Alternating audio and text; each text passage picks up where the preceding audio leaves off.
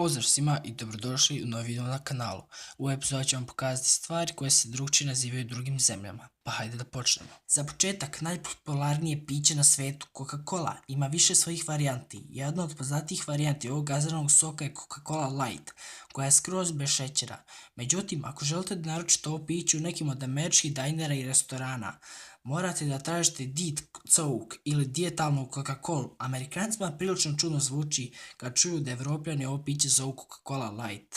Iako kompanija nastala u Španiji, Danone je danas francuska firma sa sedištem u Parizu koja je poznata po proizvodnji voćnih jogurta i drugih mliječnih proizvoda. Ipak za američko tržište ime je promijenilo u Danone. Ovdje se vraćamo na priču sa početka teksta, jer Danone se drugačije čita u Americi, tako da je izbačeno jedno E iz imena. Najpoznatiji ćelav koga možete zvižduti nazvati kada vam je potrebno da očistite stan, Mr. Proper, ima nekoliko imena širom svijeta, od Maestro Lindo imena u Italiji do Don Limpio imena u Španiji. Ipak sve je to proteklo od imena Mr. Clean, kada su ga Procter i Gamble originalno proizveli u SAD-u. Međutim, jedina prava velika razlika se pojavljuje u Velikoj Britaniji, gdje se ovaj proizvod zove Flash i nema originalnu maskotu duha iz lampe koji čarobno čisti kuću. Opel je jedan od najpoznatijih automobilskih brendova širom svijeta i proizvodi se u Njemačkoj.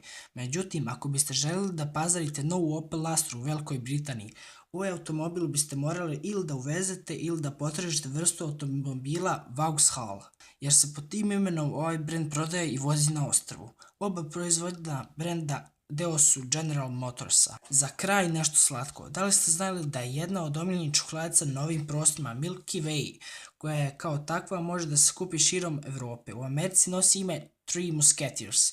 Da stvari budu komplikovanije, i u Americi možete kupiti čokoladicu Milky Way, ali to je u stvari Mars čokoladica, kako možete pazariti u svakom prodavnici na starom kontinentu. I to je bilo to za ovu epizodu. Ako vam se video, ostavite like, share, subscribe, a mi se vidimo ponovo sljedećoj. Ćao!